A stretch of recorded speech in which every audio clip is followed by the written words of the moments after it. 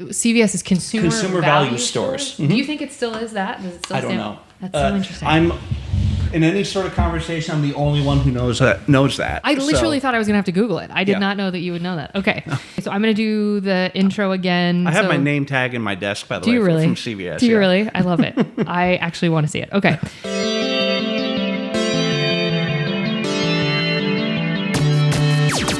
Oh, hi, you're listening to Service from Hell, a podcast featuring people that are currently in customer service positions or the lucky few that got out and all of the good, bad, and infinitely irritating things that go along with that work.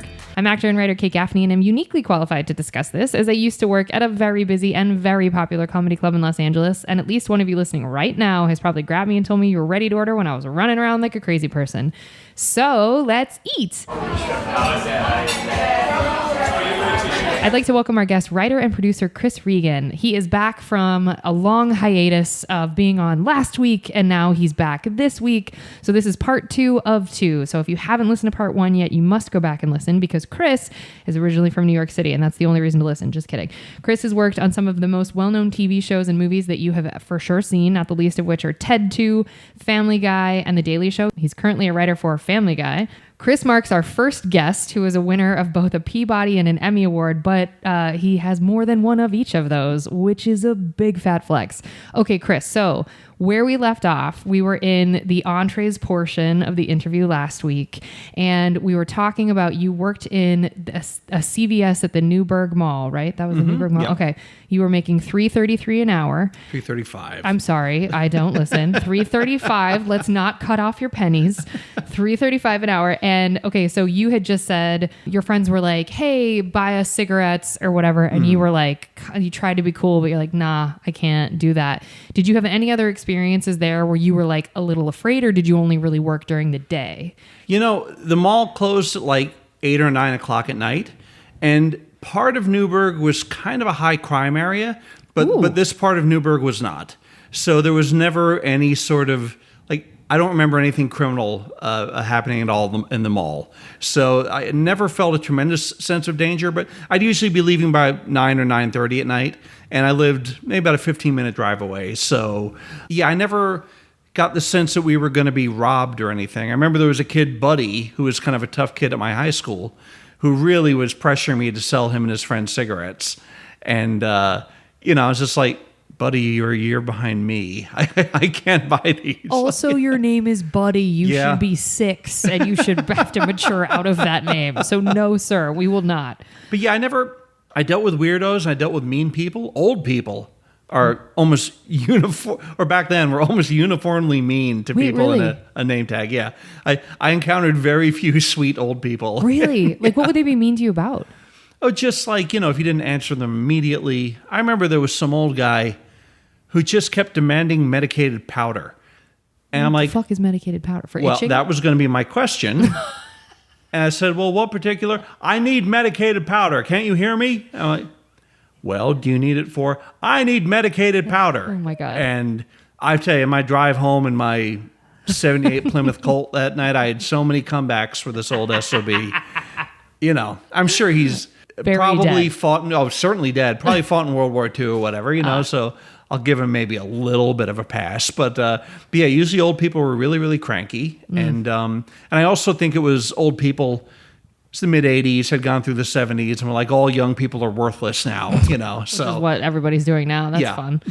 Okay, so how long did you last at that CVS? About 2 years. Damn. Yeah. And you were in high school simultaneously, or this was during college? I was in high school. And I started my junior year, and then I took a little time off senior year so I could be in the Fantastics. Ooh. I only worked on the weekends for like November, December, so I could do this play. Because I did a lot of music in high school. I was like a trumpet player and stuff like that. My father was really into music, so they let me cut back my hours so I could be in a musical. Way to bury the lead. You played trumpet? That's cool. Yeah. That's really fucking cool. Do you still? No, My trumpet is in a storage space in Greeley, Pennsylvania now, if anyone's looking to steal it. Another big flex. You got a storage unit in a different space too. Wow, whole different state. Good job, Chris. Sometimes when you get divorced, you need to clean out things pretty quickly. Now I feel like an asshole. Okay, moving past that. Okay, so you were in the Fantastics, Yeah. and so you dropped down to weekends, but you worked whilst you were in that musical? Only on the around it, but I couldn't work because I would go from high school, go home and eat really quickly, and then work at night at CVS from like 5 to 9. When did you do homework? Just crank. We'd get out at 3. I was a pretty decent student, but Damn. and it wasn't every day. But I could log like 20 or 30 hours a week sometimes. Was meth legal back then? How did you stay awake? I guess kids. I guess we have energy then. I wasn't a coffee drinker then. I was just, Sheer being a kid. Yeah, I was in the bloom of youth. And then I worked there through senior year, but then an opening at Pizza Hut came along. Ooh, and they poached you? Which paid $3.50 an hour. Well, shit. Yeah. You gotta go. So I jumped over to Pizza Hut just for the summer before I went to college. Okay. What were you doing at Pizza Hut? I was a cook.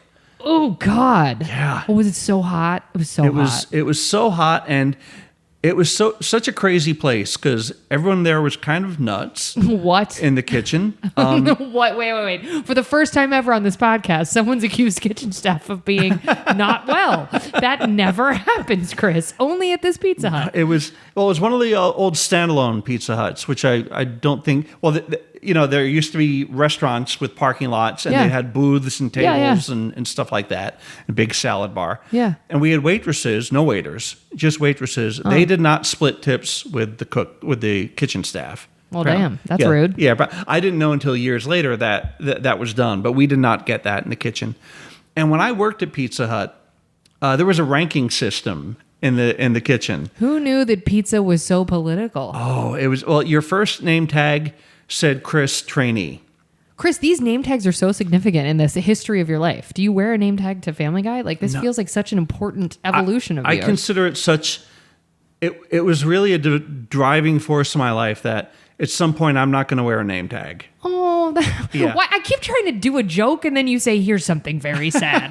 I'm so sorry. That's so significant. No, I because my dad was a butcher and he was always in service industry. And my dad never took crap from people. Like my brother would tell me stories of things he would say and do to customers who gave him a hard time. But, he trained me to be polite and to take a lot of crap. Irish. And we do that. Yeah, and so, but they try to incentivize you at Pizza Hut with your name tag because you got Chris Trainee, and then 2 weeks later, Eric, the manager, who loved pornography, it was always in his office. God. Oh, yeah, in fact, he would always have stacks of a magazine called Gent Home of the D Cup in his office. Yeah. And, the waitresses would come in to hand their time cards over. They'd have to see Gent Home of the D Cup on the desk. He would have Gent and jugs, so you kind of knew what Eric liked. Butts. Clearly butts. Eric was so weird because one time we were in the kitchen late at night. I'll get back to the name tag. Eric was, he seemed older, but he's probably in his late 20s then.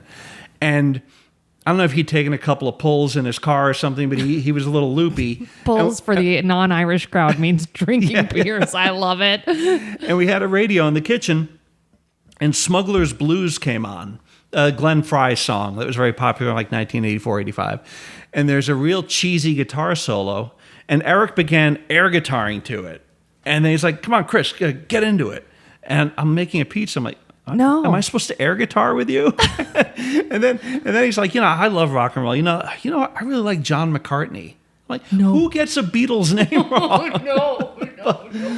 But that was Eric in a nutshell. But Eric, about 2 weeks into it, was like, hey, Regan, come here. Got a new name tag for you. And he gave me one that said Chris, production professional. Oh my God. This is okay, but someone like Eric, I'm going to shit on your joke now because Eric is someone who took a lot of pride in being the kind of drunk pizza manager guy, and it was significant for him to give you that. I had made it past that, but there was a ranking above that. Oh God. Which Augie and Jim held, and they were two guys in the kitchen who they both had a drunk driving of course Augie, accent every weekend. Augie's not writing books. Augie and Jim would come up. usually report to work Monday with some sort of new black eye or a missing tooth or something. And they were, I kid you not, they had gold name tags that read Doughmaster Supreme, which was... I'm sorry, I thought you said Doughmaster Supreme. Is that what you said? Doughmaster Supreme. It was the highest rank that you could get in the Pizza Hut kitchen before you went to manager. Now, would these get raises? Like after you There would be raises. Okay, so after trainee, now when you're the production professional, I got like an extra dime or something a week. All right, and now we're up to $360. Yeah, and the Doughmaster Supreme guys might have made around $4. Well, but they had to do a test in front of a district manager where they had to make stuff very quickly.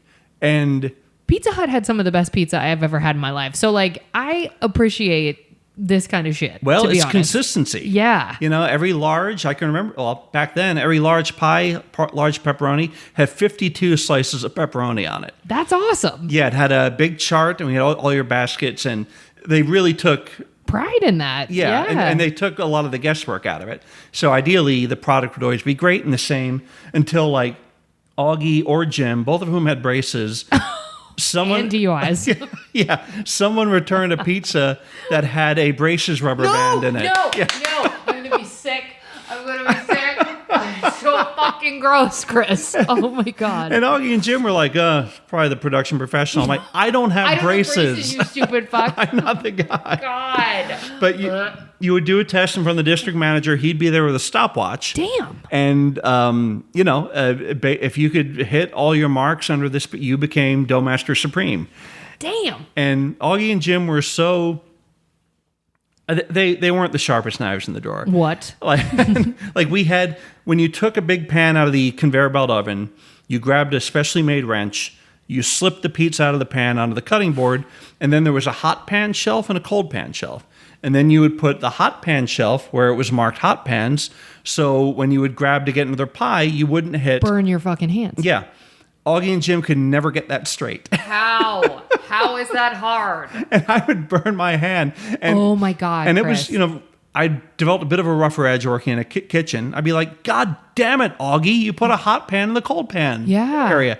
And he would hold his gold badge out to me and say, you want to wear this? What if you want to wear this? No, I don't, Augie. This isn't goals. I just don't want to burn my fucking fingers off. It was Eric arranged the schedule in such a way that you knew when you had to come in, but you never went home at the time.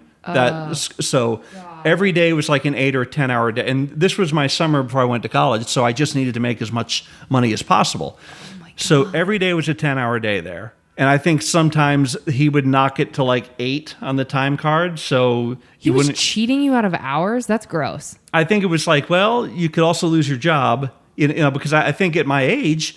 Who are you going to go to? Exactly. Wow, that's exploitation like crazy. Yeah, but the idea was like, well, I mean, no other place is going to give you 50 hours, even though you're doing like 56 or 57. That's crazy. But yeah, it was bananas. And so that was the summer right before you went to college. Did you ever get the gold name tag? No. That was definitely for lifers. Oh yeah. I mean, and who needed to make sure you knew you were just some peon, but really it was like, no, you're going to college. You're going to live a different life. And the waitresses were just waitresses. Yeah, I'm sure. They didn't get special tags. But we all wore these kind of elf-like green polyester outfits with little green polyester visors, and it was... I don't know that I remember Pizza Hut with the greenery. We matched the carpet. Oh, God. Sexy. Okay, so I want to get to... You had mentioned you had some gas station craziness, but do you want me to keep going with the questions? Will that lead us into it? Yeah. Okay. What was your favorite job of all of those customer service jobs you just mentioned? Because obviously what you're doing now is your favorite, of course. But I mean, of the customer service jobs specifically. It was the gas station. Okay, why? Because his gas was priced way too high. Because there had been some sort of spike the year before where premium unleaded, the Supreme, had gone up to like $1.35 a gallon. And then everywhere else it went down to below $1. Because I think regular gas is probably like 80 cents a gallon. And I think there was still a regular pump before unleaded. Sure. And Billy, the guy who ran this place, didn't lower the prices again. And this will all reveal itself. So I worked nights there, and it was right down the road from my house. It was nice because my mother would make me dinner and come down and drop off a little pan. That's sweet. And I had total freedom there. I was alone. I could listen to... I had this big old radio, and I was... Summer in 1984, I really, really got into music. It was like all sorts of great. We had some pretty decent radio stations in the Hudson Valley at the time. And I was just on my own. I closed up by myself. There were very few customers. This is terrifying, though. I can't imagine letting my teenage child be like absolutely vulnerable. That's a vulnerable job. Yeah, but I was never robbed. You never were. No. I mean, someone threatened to behead me. Sure. At one point. Sure. But I'd rather be robbed. But okay, cool. Why? Well, they also had a lawnmower repair business there. Okay. And one fella, clearly drunk, was calling up demanding to know where his lawnmower was. I'm like, well, sir, I'm on the night shift. I'd work like 7 to 10 or 6:30. All the mechanics would go home and I'd be there alone. I could also drink as much Yoo-hoo as I wanted. Oh, well, that's kind of cool. Like that was part of the job. And this fella kept calling and like, why haven't they gotten back to me? And again, I'm like, sir, I can't speak to that, but starting tomorrow at 8 a.m., everyone will be back. And he blew up at me. He's like, I'm going to come down there with my machete, chop your head off, and I'm going to throw it onto Route 208. And he hung up the phone. Oh my God, I would have left. Oh, okay. So I called Billy, who is the owner, and I said, look, some guy just threatened to chop my head off. And he was like, oh, that's Dennis. And Billy's explanation was, he was in Vietnam. Oh, okay, so he gets to chop my head off, or what's the solution here? Well, apparently everybody he got on the phone was threatened with a beheading. So, okay. So this was just baptism. Okay. But it was terrible because I was there alone. Jesus. It was kind of a wintry night, and it took a while for me to find Billy, again, in the era before cell phones and answering machines. Ooh. But then he was like, oh, don't worry, it's Dennis. Oh, thanks, dude. Appreciate you. But it was, I'm good alone. Okay. I'm good working by myself, and I was in this little office that was kind of my own little fiefdom. Mom would bring dinner. I'd listen to Q104, which was a top 40 station at the time. Okay. Occasionally, I'd jump over to WPDH, which was more album-oriented rock. And now they're classic rock, so whatever they were playing new then, they still play. Okay. And I really just kind of felt like an adult. I would open up. I would measure the depth of the tanks to see how much they needed. There was a little chart for me. So I had a bunch of tasks, and I could read. I could do my homework there all the time, which was great. Yeah. And but I might have been the last person to ever see a family alive when I was there, which was... What? And I blacked this story out for years, but I remember it was a very, very, very snowy night. And this woman pulled up in an old VW Bug, and she had 2 kids in the car with her. And it was very, very snowy. And I remember even telling her, be careful out there. The roads are bad. And by the way, I've Googled this online. I can't find record of this. And I'm not making it up. But a couple days later, the sheriff came by with this gentleman who had a bunch of flyers. And like, have you seen her or them?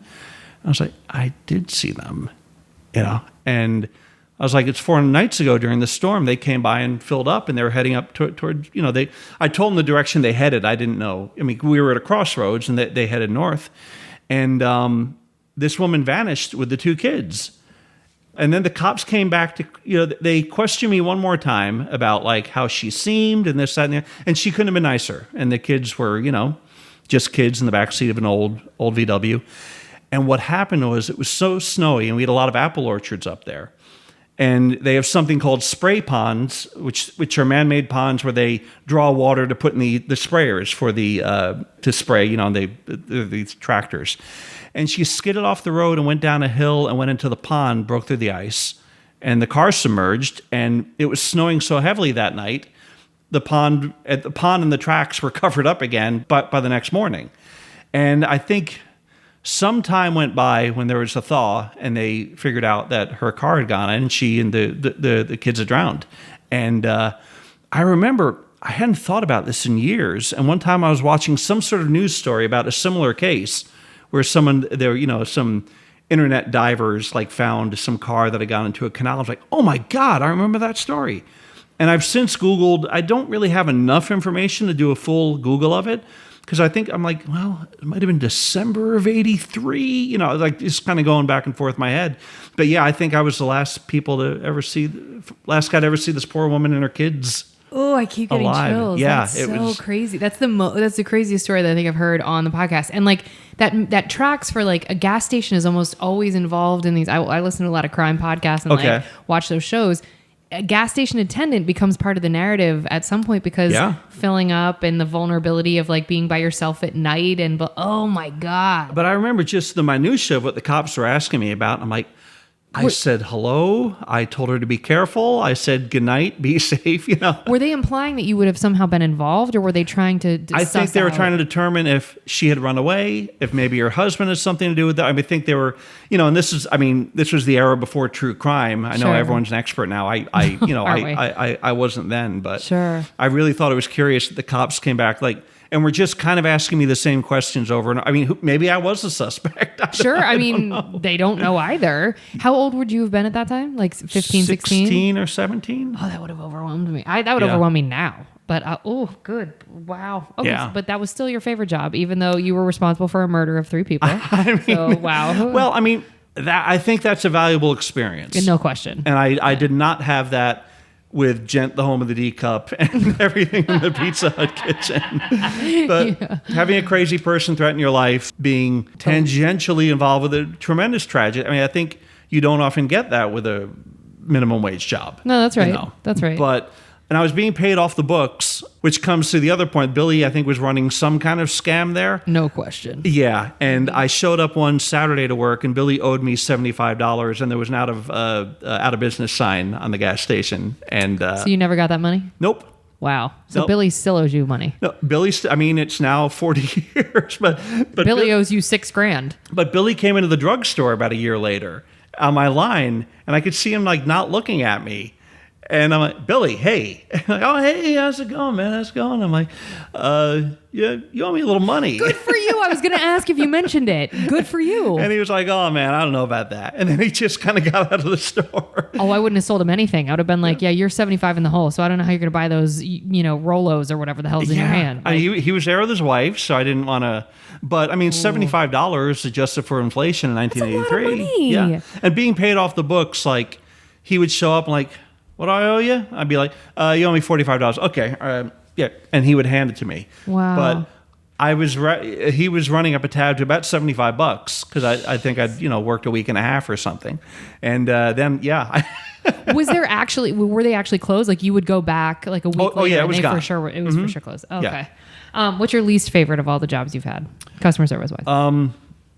I think Pizza Hut has gotten me a lot of good stories. Okay. But it sucked. Yeah. I mean, working in a kitchen is really, really rough. What was the roughest part of it besides the crazy coworkers? Well, the crazy coworkers. That helps. The constant, I mean, you're literally working on an assembly line, and you're standing for a good long period of time. Occasionally, you're running to the back to run the dishwasher, which is hot and gross and wet. Yeah, which is almost like torture. Yeah, because it's awful. You're just there and Steam. Everything's so muggy, and you have to spray people's crap off plates and then put it in the machine and yank down the doors and then move. And that would be something where I would just get to my car and just be absolutely exhausted. And it was kind of in the middle of nowhere. So when you did have breaks, there was really nothing to do but go out and sit in your car. It's a special kind of depressing. Like, I mean, that's why I think, guys like Eric would go out and maybe just get a little drunk, and come back in, and they'd be fine. But I would think out of all those, I mean, CVS was a drag because there was so much customer interaction, which I really didn't like. And Pizza Hut at least saved me from that. Sure. But Pizza Hut was tough work. Yeah. And I remember there was another manager who turned on the dough mixer while my arm was in it. Oh my God. Yeah. That can rip your whole arm. People don't realize the dough mixers at a place like that are massive. Yeah, it was one of the big hook arm things. Holy shit. And that was like kitchen safety 101. And he was having me scrape the bowl out with a scraper. Oh my God. And he just kind of leaned and accidentally turned it on. I yanked my arm out really quickly. And then he came down and checked it out. But there was another assistant manager named Reed who had gone to college at one point.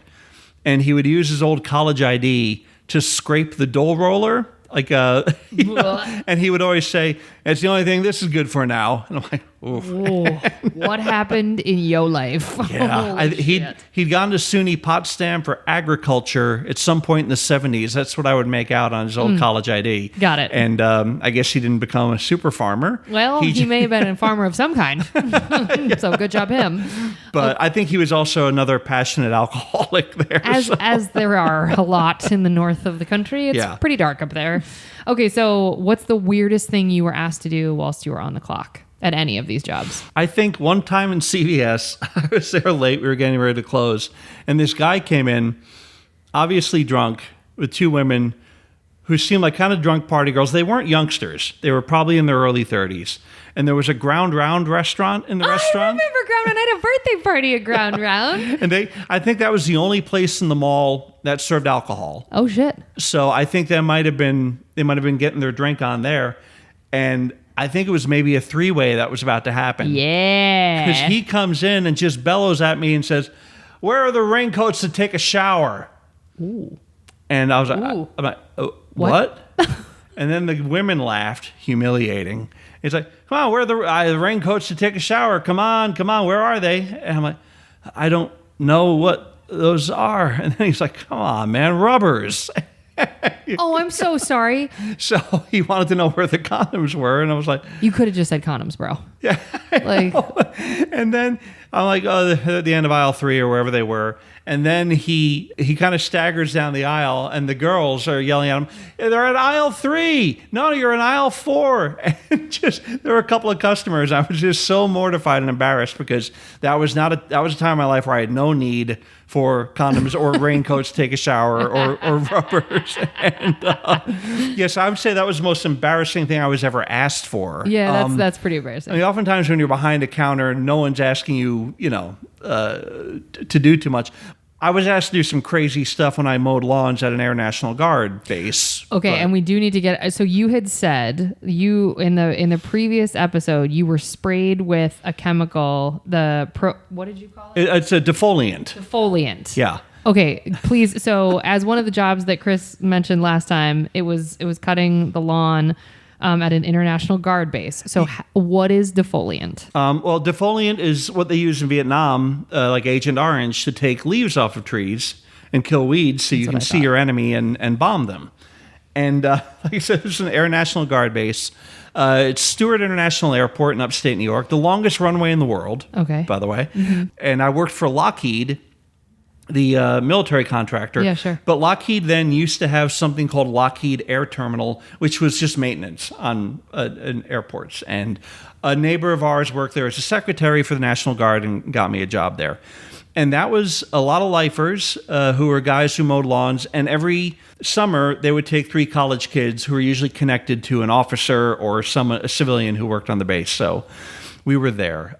Occasionally, the guys would turn off the lights in the break room and for 60 seconds just punch us, like give us Charlie horses. Cool. Or dunk buckets of water on our head. One time I was asked to, this is a crazy ask, they drove me out to a far out, this place was massive, and you'd have to go like 10 minutes to get to an outbuilding there. And I was asked to knock down a wall with a sledgehammer, which was that your job, or? Well, I was a general maintenance drone, so it didn't matter. And this is no one ever wore a mask or any kind of protective gear, and I thought it was the greatest job on earth knocking down this wall, but these guys weren't engineers, and the entire ceiling collapsed eventually. My God. And I ran out of there, and they were like, "Oh, good job." Now you're in trouble. Like, you were just supposed to knock out a wall. And I think eventually an engineer realized, like, you shouldn't have told this 18-year-old to knock out a wall. But one of the jobs was working with a defoliant called Green Death, which is no longer manufactured. It was discovered to be too dangerous. And we would pour it in a sprayer that we would then hook onto the back of a truck. And one of the lifers would drive the truck. And one of us college kids, we would wear a respirator suit and kind of like what you see in, like what the guys were wearing in E.T. Sure. And then you would wear a mask. And because you would need to wear a mask while you were mixing it, because it was poison mixed with a couple of parts water. And this stuff was so potent that when you sprayed it on weeds, you could literally watch the plants begin to wither. It was stuff that was not to be fucked with. And what we would do was one of us would sit atop the sprayer, not strapped on it, while someone drove down the runway, and like the guy would yell left or right, and you would, because you were driving backwards. I hope this picture is coming across to the listener. But basically, I was on the back of a cart being pulled by a truck, and this cart had a motor on it, and it was a sprayer, and I had a spray gun, and I would spray back and forth and hit weeds coming up in cracks in the runway. This was $5.25 an hour. Ooh, what a gift. What a gift. Almost double. And we would do it every week, but eventually, kids being kids like we were, and the weather being 80 or 90 degrees on the tarmac with no trees around because planes have to land, we would sometimes do it without the suit or without the ventilator. Chris. Because we're going to live forever. Of course. We're kids. And your boys. And you're, not all cis white men have full advantages. This is the disadvantage of being a cis white man. So I was there sitting on the back of it without wearing my ventilator or my suit because it would just get so hot. And that day we had a new lifer there, this guy named Dion. And again, not the sharpest knife in the drawer. Dion would wear nothing but tank tops. And his last name, should I say it? Yes. His last name was Sestaro. But the tank tops would be so low scooped that we would call him Chestero because we always saw his chest hair. Of course. But he really wanted to make an impression. It was a union job to be there for life, So he was like, "Oh, we're not doing this fast enough. We got to do this faster." And again, I was leaving at the end of the summer, and Dion kept turning up the pressure on the pump. So more. And this is the day you're not wearing your suit, no mask. Yeah. Okay. Yeah, and he's safely in the cab of the truck, pulling me along. And he's going at a good clip because he wants to show these guys, we can do this so quickly. I can do, as supervisor to these kids, I can get this done. And then we stopped again, and he's like, I'm just going to turn up the pump a bit more. And he turns it up, and I'm facing away from the pump, and he gets back in the truck, and I hear pop. And the pump mechanism split open and exploded. It was too much pressure. Yeah. And I was suddenly covered with a liquid all up my back and the back of my head. Holy shit. And I managed Chris. to close my eyes. I'm like, Dion, you fucker. Dion hopped out. And Dion was a volunteer fireman. That was like his big passion in life. Yeah, sure. So he knew the guys at the every airport of this size has their own fire company. So he knew these guys at the crash house. So I hopped in the back of the truck with my eyes still closed because I knew if this stuff got in my eyes, I'd be a goner. He drove me to the crash house where some very nice firemen gave me a Silkwood shower. What is Silkwood? What is? Oh, I'm sorry. The movie Silkwood, which was the first movie I ever took a date to.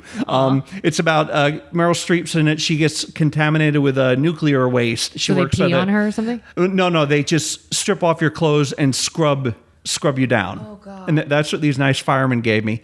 They threw my clothes out. They gave me like fireman's clothes to wear. and was your skin burning? Were you in so much pain? No, everything was fine. And I drove home my fireman's clothes and had dinner with my parents, then went to bed.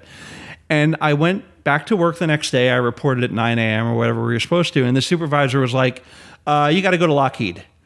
And, which was their main office, which we would only go in there to vacuum. Like we were always too dirty. We couldn't go in there. And I went in there to a conference room with a couple of very nice Lockheed employees. I'll bet. Who had a lot of paperwork for you to sign. I had a little run-in yesterday. Well, glad to hear you're doing okay. Look, just sign that and sign that and sign that. Shit. And did you sign it all? I signed it all. Because you were a teenager. I was 18 years of age. They took advantage of you. Yeah, and my parents wouldn't have let me quit a job, because this was in between my freshman and sophomore year of school. My school was expensive. And so far, so good. Question mark. But yeah, a couple of years ago, I Googled Green Death, and it was like, discontinued 1991, toxic, FDA. Yeah, I've been to Vietnam, and I don't want to tell you what I saw, but shit. Yeah. That job was out and out of danger. I was on crutches for a little while, too, at once, because I fell off a cart and the back wheel rolled over my ankle. So Chris, you're lucky to be alive is what we're learning with these customer service jobs. Like, wow, your life is, and you're still able to write jokes. I mean, it was amazing the risks I took to earn tiny bits of money to go to college. Fuck me. And it all goes back to that, that supermarket experience where I'm like, oh, I'm one of the poor kids. I don't want to stay this way.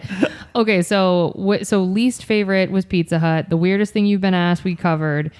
So was there an incident where they ever asked to speak to your manager? You seem like just not a confrontational dude. So like, was there ever something where people were like, fuck you, I got to talk to the person above you? I don't, there was an old lady at the supermarket who always complained that I packed her bags too heavily. Bless her. And she would always seem to get on the line just so she could get to the end and just tell me, you always pack them so heavily. Aww. I hate it when you... I think she was a lonely woman and I was a young, not bad looking kid. You know? So I think it was just, but I've never had anyone out... No, I've never had a customer say, I'm going to talk to your boss. Just because I think at CVS, I kind of just ate all their garbage. I just... I let the man yell at me about medicated powder. I never had a blow up. If I'd gone on in my life and done a bit more of it, I think I would have a couple. Yeah. Because, God bless people who are able to take crap like that. I was a kid. I was expected to behave myself. Yeah, sure. And do whatever grown-ups told me to do. You're an Irish kid, so that's just even more cemented. Okay.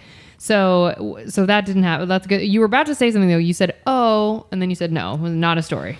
No, the district manager at Pizza Hut told Eric to get me out of the kitchen one time because we were really crushed and I was fucking something up. So I was sent to wash dishes. Oh, okay. And Augie and Jim really dined out on that for a while. I bet they did. The guy who was testing them, to get their Doughmaster Supreme awards had, decided that I didn't. But yeah, just having someone threaten to cut my head off. He didn't go to the manager. He decided just to do it with me. He was going straight to you.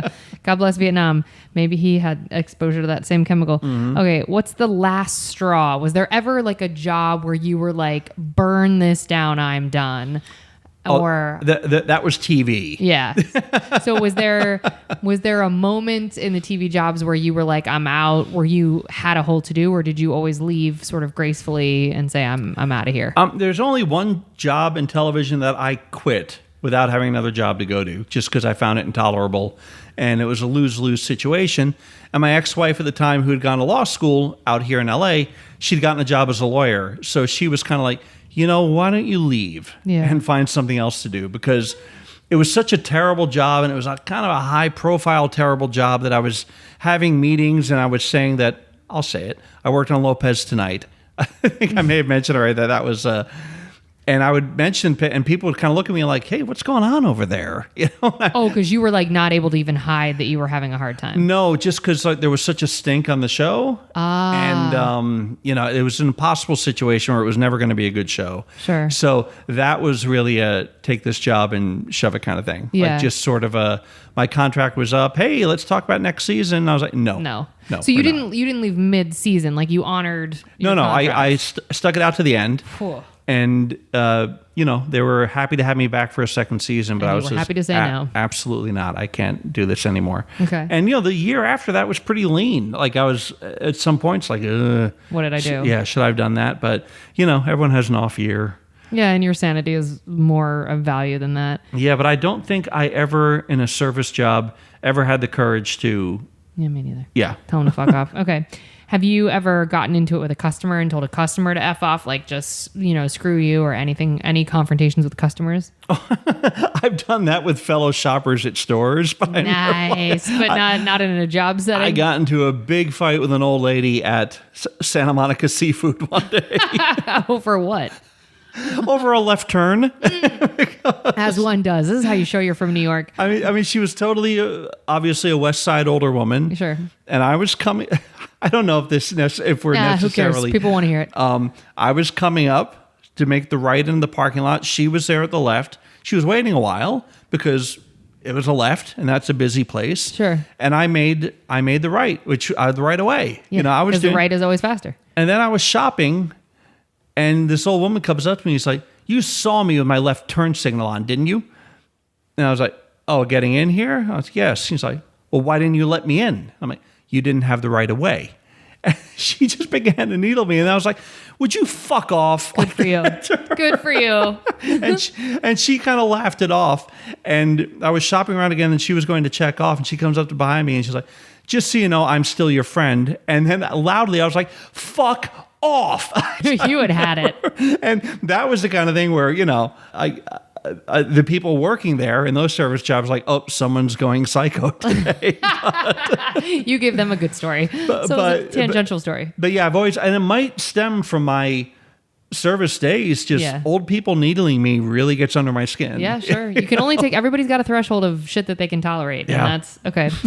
So how many bodily fluids have been on you whilst you've been on the clock? Was there ever a job where you were like, I got bled on or spit on or barfed? I imagine in the kitchen maybe. If not, then we can. Oh yeah, I mean, we would cut ourselves up in the All kitchen. the time. And I already mentioned Augie and Jim's braces, rubber bands. You sure did. Okay, we're going to move past it. But I mean, just at Pizza Hut, there would just be, from when you were stuck in the dishwasher, it was impossible to walk away without this nebulous sort of food and soap crust on you. And it smells so specific too. Yeah, and because everything would just be gooped together and there was no way not to get splashed. Yeah, that's right. And it was just such a weird, there were no locker rooms there. Like you just had to come in your outfit and then leave in your outfit, and I have to sit in my car. And that was such awful, dirty work. Yeah, and thankless. Yeah. So thankless. Okay, do you tip? Yes. How much? 20 to 25%. That's really generous for someone. You've never worked a tip position, right? No. So why do you tip so high? I think my father being a hardworking guy, that was always an important thing. I'm quite aware of the fact that a lot of my career has been luck. Oh, that's nice. So there's nothing.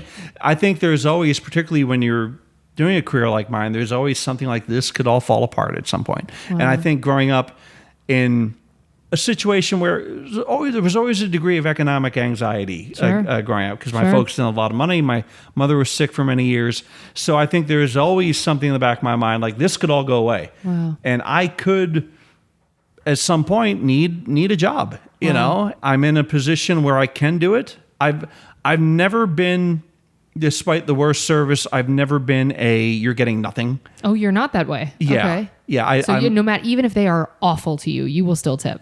Oh, no. There was an Ethiopian restaurant in Lower Manhattan where the woman was so nasty and so clearly didn't want us in her restaurant. Ooh. Snapped at me during the order. I didn't leave a tip. My friends all did. And then I left. I'm like, and I went back in and I threw down maybe 10%. Oh, well, that was nice. So you just don't stiff people. That's very kind. No, I mean, like I had an Uber guy the other night and his car was filthy. It was I got in and there was an empty Pepto bottle rolling along in the back and everything was just dirty. And he was listening to what I can only describe to as very loud pirate rock. It was some band, because I Shazammed it. It was something of course called. You did.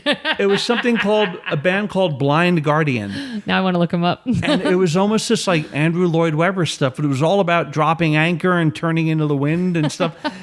And it was so. And I tipped him 20%. Instead of 5 stars, I gave him 4. Sure. Because I just wrote the car needed a vacuuming. Yeah. And And I looked at my Uber rating. I'm like a 4.8. I'm like, wait a minute. Yeah. Who? Him. Yeah. It was him. It was Pirate Rock guy. He's like, he didn't come in with an eye patch, so I'm giving him a 2. Yeah, I had an Uber one time where the guy had clearly been smoking beforehand, like in the car. Weed or cigarettes? Cigarettes. Ugh. And that was like, have you been smoking here? It's like, no. You're like, you're lying. You're a liar. Okay. Yeah, and you're like, cool, now I smell like smoke. But I think I gave him like 3 out of 5 stars. God, you're nicer than I'm willing to meet people halfway, but I'm not a big... actually, come to think of it, I complained about a server, but I still tipped. Well, that's nice. It was one of those like COVID's finally lifting, and we have an outdoor area. Please be masked, this, that, the other thing.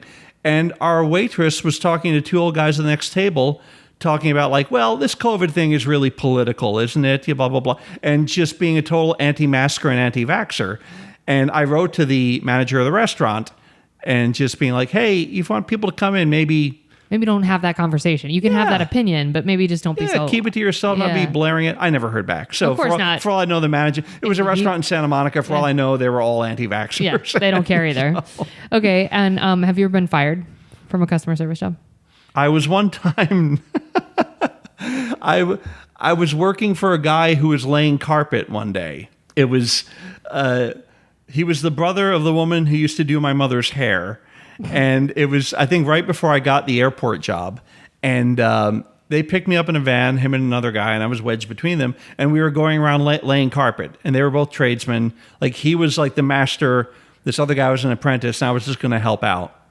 And it was a long day. And then the next morning I walked out to the end of my driveway in the thermos, and they just never showed up. Holy shit. So you weren't fired necessarily, but you just were never picked up. Yeah. That feels good. So I was fired, and then he paid me for that day through the woman who used to cut my mom's hair at Total Eclipse.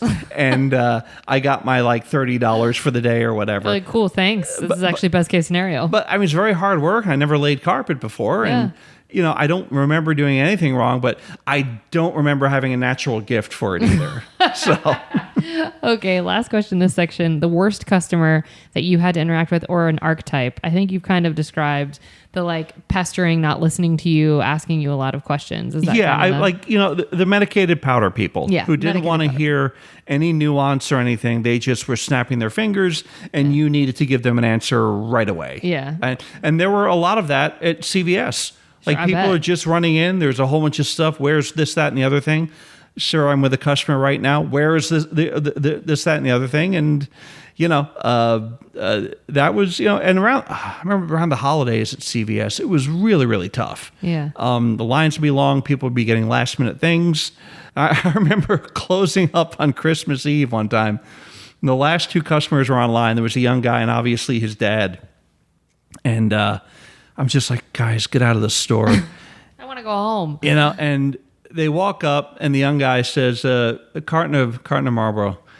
So, and which at the time was $10 for a carton of regular sized cigarettes. I remember the 100s were like $11.50. And I gave him the carton of Marlboro Red. He gave me the $10. And he turned to the old man. He's like, "Merry Christmas, Dad." And just handed him the carton. My God. Holy shit. I remember following them out of the stores and pulling the gates closed. That's a wrap. Merry Christmas, everybody. I'm out of here. Okay. Well, now, folks, we're going to move on to the good stuff. We hope you saved room for dessert.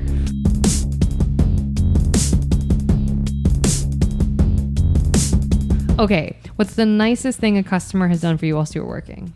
Someone gave me $1 bill when I helped them with their groceries at Great American. That's the saddest answer of all time, and also that's honest. Okay. But none of my jobs, I never remember getting a letter like, "Hey, like this one kid was particularly helpful." And there was no going to corporate on your behalf. No. Yeah, I think I think I was just grateful if no one gave me too much of a hard time. Fuck. Okay, that's so honest. Okay, and what's the best lesson you've personally learned from having worked these jobs in customer service? I think not so much a lesson, but I think I did learn some compassion. I never until I worked at CVS, I never realized that people would just approach me and be unpleasant. Sure. And I was a kid who worked very, very hard in high school. I was my class president. I was my class vice president. I was the band president. I was the National Honor Society president. I was too. Yeah. I was an HS president too. And I was a kid who, while certainly not football player popular, I wasn't bullied, and I was kind of respected, and people kind of looked at me as, he's a kid with a head on his shoulders, and he's doing all this because he wants to get into college. It's not because I had any particular passion for service, but to get outside of the walls of my high school and suddenly be treated like a schlub by old people, and sometimes by friends' parents. Or sometimes by alleged friends. Danny. Was it Danny? Yeah. And I think that was a big lesson to me to, nobody's such a hotshot. Sure. At any opportunity, things can turn around, and just go forward and at least try to greet people nicely. Sure. If someone gives it back to me in the service industry, I'll give it back to them. Good. I'll still tip because I'm a coward. But and to be completely cynical, a big lesson for me was I didn't want to wear a name tag. Come on. I wanted some privacy. Yeah. I didn't want everybody on earth knowing my name. I don't think that's cynical. I Yeah. think that's just, that speaks to the experiences that you had, and the like that a name tag was used. I mean, we were joking about it, but it was used as this leveraging thing of like, I have dominion over you Yeah. because of this distinction. It's like, And in a way, it's sort of it's stripping away a bit of your privacy. Yes. Like you are lesser because that person has something on you. And I hate to say it as a lesson because I don't in any way mean to demean people who need to wear a name tag. Sure. But I realized that it was something I didn't want going forward in my life. Sure. And it's good and it's honest work, but I needed to escape that. Sure. And get away from it. sure, I get it. And you learned, and you're away from it currently. Yeah. Okay. And for today. And what's one piece of advice you would give to customers who interact with customer service workers? Oh, just, they don't want to be there. Hello. That's so real. Correct, sir. Yeah.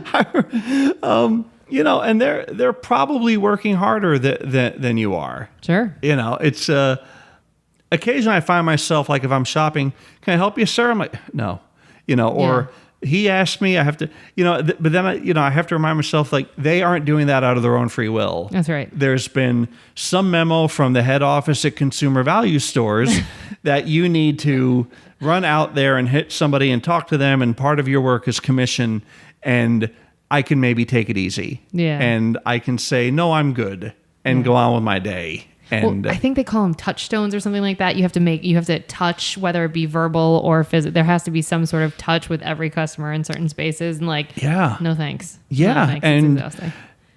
At one time people just worked in stores, and now there's a whole industry teaching you how to work in a store. Yeah. And, I guess maybe make it so you aren't the guy people talk about after you leave. Hello. That's awesome. Yes, that please. And is there anything you wish, like final question, like anything you wish people knew, like say, talk to someone who's never worked in customer service, apart from the lessons that you've shared, is there something that this little nugget would help everybody working in customer service if everybody who hadn't worked in it knew this one thing? Well, first off, isn't it nice? You lucky bastard. Lucky you. what a great life you've had. Yeah. I think it's an important thing, and it sounds a little new agey, and I didn't really pick it up until about 10 years ago. I think over the last 10 years, I've become a bit of a better person. I used to be a little bit more, judgmental and a little quicker to put my dukes up, but you don't really know what a person's journey is. That's true. And know how lucky you are that you're on the other side of that cash register. Yeah. And chances are, if you've never had to work a job like that, it's not because of your ingenuity. It's not because you're living off the land and you've been trapping or whatever. It's nepotism, it's familial, whatever. You're just lucky. Yeah, it's because you had wealthy parents who said you need to concentrate on school. You shouldn't be working, at McDonald's. Yeah, sure. It was very clear to me that if I didn't work, there wouldn't be any college. So I needed to go out and work and still get in tremendous debt. Sure. Real talk. Nothing compared to what people now get into, because the loans weren't nearly as predatory. Shout out to Sally Mae. This is an ad for Sally Mae. Fuck you. Oh, I mean, I had Sally Mae at one point. Like my debt was bought by a couple of different people, and someone was making money. Mm-hmm. But I worked hard, and I booked a national commercial, so I was able to pay it off. And why don't those young people do that today? Just book a commercial, fuckfaces. Just book a commercial for Puff's facial tissues. Why do you need to have your debt erased? But yeah, just, no one's a self-made person. Come on. You did not emerge fully formed. You did not get to where you are without a little handout along the way. A lot of favors. And, That's right. I see libertarian people who post things online, and I'm just like, I don't know how you're so self-sufficient. But high fives. I enjoy spending your parents' money. Yeah, Yeah. But yeah, to that, I mean, yeah, just I guess boil it down to get over yourself. Hello. And I mean, good for you that you got to such a point without ever having to work. High five. I'm sure people had a justification for it, the people who were providing for you in such a manner, but I think it would have been better for you to do. That's right. I know some very wealthy people whose kids work. That's great. And that's fantastic. Yeah, and I think and I know those kids, and those are better kids. That's right. Than the ones who have just been able to pursue their dreams. Universally. That's right. Well, Chris, this was such a delight. Thank you for 2 weeks worth of your time. We learned so many things about you. It's been so lovely. How can people get in touch with you? Do you want people to find you on the socials? Yeah, people can find me on Twitter. Okay. It's Chris R. Regan. Okay, can you spell that for our very it's smart at guy? Chris, ChrisRisRREGAN.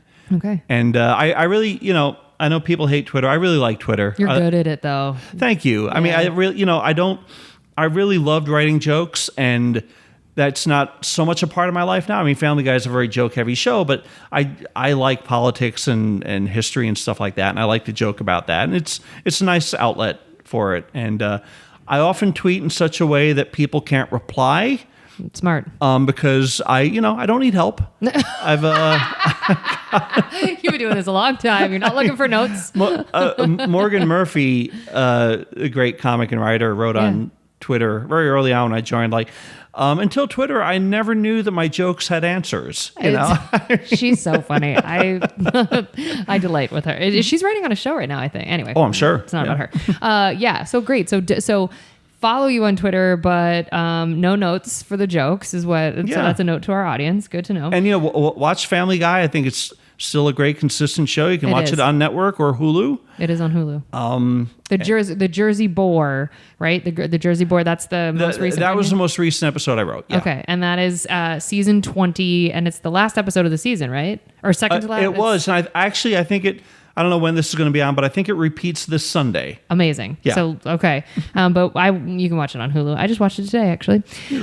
Well, folks, we're going to drop your text now. Thank you so much for listening. If you want to help us out here at Service from Hell, we'd love to have you subscribe, rate, and or review the show wherever you're listening. But you're listening on Sirius XM right now, channel 771. She's so funny. So thanks for having us on, Sirius. It will help us reach more people that need to be schooled on the art of being kind, and will be catharsis for those of us still working in the industry.